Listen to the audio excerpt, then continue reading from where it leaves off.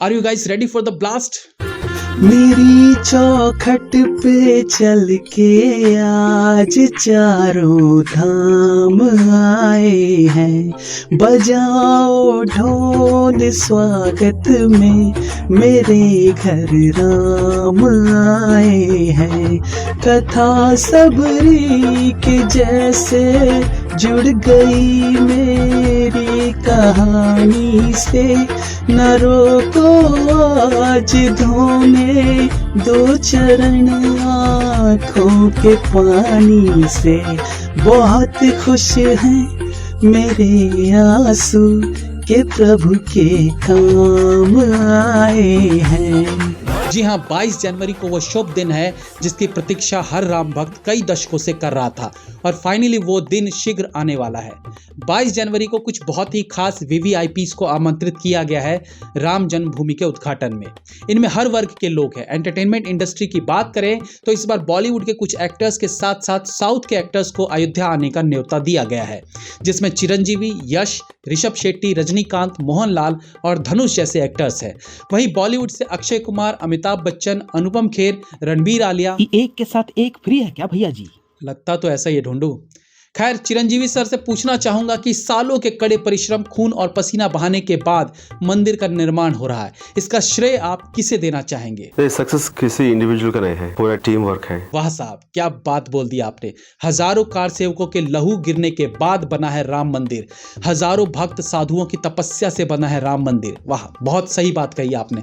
तो आप आ रहे हैं ना Ayodhya? I'll be happy as your guest। जिब बात, मुझे याद है आपने एक बार एक वीडियो में बोला था कि जब आप एक फंक्शन में दिल्ली गए थे तो वहां सभी बड़े आर्टिस्ट्स की फोटो दीवार पर लगी थी और सभी बॉलीवुड एक्टर्स थे और आपको बहुत दुख हुआ था ये देखकर कि वहां किसी भी साउथ की फिल्म इंडस्ट्री के हीरो की तस्वीर नहीं थी।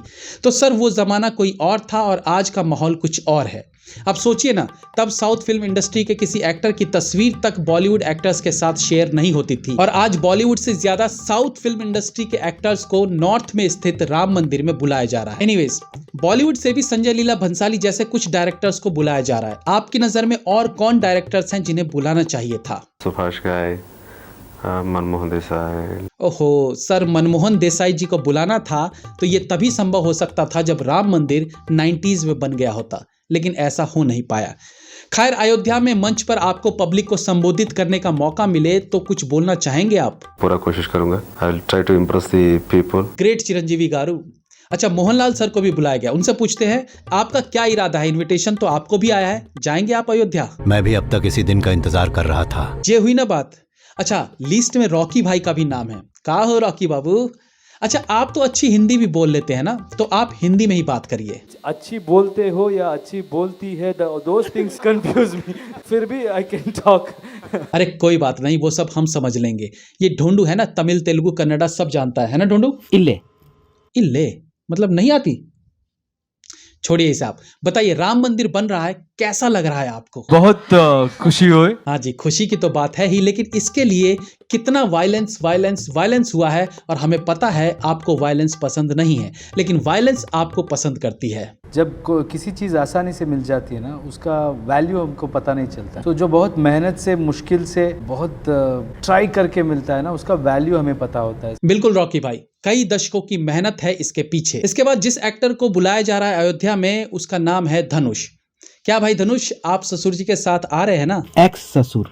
ओ सॉरी, हाँ तो आप आएंगे ना? हिंदी मुझे हिंदी नहीं आता मुझे। हाँ, मैं बहुत खुश हूँ। खुशी की तो बात ही है, लेकिन कहते हैं ना, हर खूबसूरत चीज पर एक काला तिल लगा देने से उस पर नजर नहीं लगती। इसी प्रकार से सीताराम येचुरी जैसे 2% के कुछ लोग हैं जिन्हें इनविटेशन दिए जाने के बाद भी वो इसे पॉलिटिकल बता के नहीं आना चाह रहे हैं। तो यही है वो तिल, वो काले धब्बे। मुझे तो समझ ही नहीं आ रहा कि इन जैसे राम विरोधियों को बुलाया ही क्यों जा रहा है, अनलेस कि मोदी जी इन्हें जलाना न चाह रहे हो। ओके, अब सीताराम येचुरी का कहना है कि इसमें पॉलिटिक्स की जा रही है। अरे भाई, ये तो बीजेपी ने कहा ही था कि हम राम मंदिर बनवाएंगे, ये तो विश लिस्ट में सबसे ऊपर था और उन्होंने जो कहा वो किया, ये ऑलरेडी पॉलिटिकल था ही। अब नितिन गडकरी जी ने हजारों किलोमीटर की सड़कें बना दी, कहां सब कांग्रेसियों को बुला के उसका रिबन कटवा रहे हैं। लेकिन राम मंदिर पूरे देश के लिए आस्था का विषय है, इसलिए हर फील्ड के लोगों को बुलाया जा रहा है। और अगर तुम्हें राम जी नहीं समझ में आते हैं तो प्लीज अयोध्या के आसपास भी मत फटकना। वैसे भी कपिल सिब्बल जैसे लोग तो खुलेआम राम मंदिर या राम के होने पर आपत्ति जताते थे, लेकिन आज कहते हैं कि राम तो मेरे दिल में बसते हैं। इस स्क्रिप्ट को लिखते समय मैंने कपिल सिब्बल को उबला हुआ अंडा भी लिखा था, लेकिन फिर याद आया कि वो एक बहुत बड़े वकील हैं, कहीं मानहानि का दावा कर दिया तो मेरी अरबों की संपत्ति ना चली जाए। इसलिए कपिल सिब्बल के लिए जो उबला हुआ अंडा लिखा था ना मैंने, वो काट दिया, वो मैं यहाँ पे नहीं बोलूंगा। तो इस तरह से वो मुझ पर कोई केस नहीं कर पाएंगे। लेकिन भैया जी, आपके पास अरबों की संपत्ति। अरे मेरे फैंस मेरी अरबों की संपत्ति ही तो है। अब तो जोर जोर से बोल के सबको स्कीम मत बता दे, वरना आगे से हर यूट्यूबर अपनी वीडियो में फैन को अपनी संपत्ति बताकर सब्सक्राइब करने के लिए कहेंगे। भैया जी, कभी कभी आप ना मुद्दे से भटक जाते हैं। अच्छा, मैं मुद्दे से भटक रहा हूँ? वहाँ राहुल बाबा आम कैसे खाया जाता है इस पर भाषण देना हो तो इमली कैसे उगाई जाती है उस पर बोल आते हैं, तब मुद्दे से भटकना नहीं दिखता किसी को। किसानों के मसले सुलझाने जाते हैं और मशीन से सोना निकालने लगते हैं तो वो मुद्दे से भटकना तुझे नहीं दिखता है। गुजरात में महिलाओं के सम्मान पर बोलना होता है और कहते हैं गुजरात को दूध इन महिलाओं ने दिया, वो मुद्दे से भटकना नहीं है। ससुरा कहता है मुद्दे से भटक गए।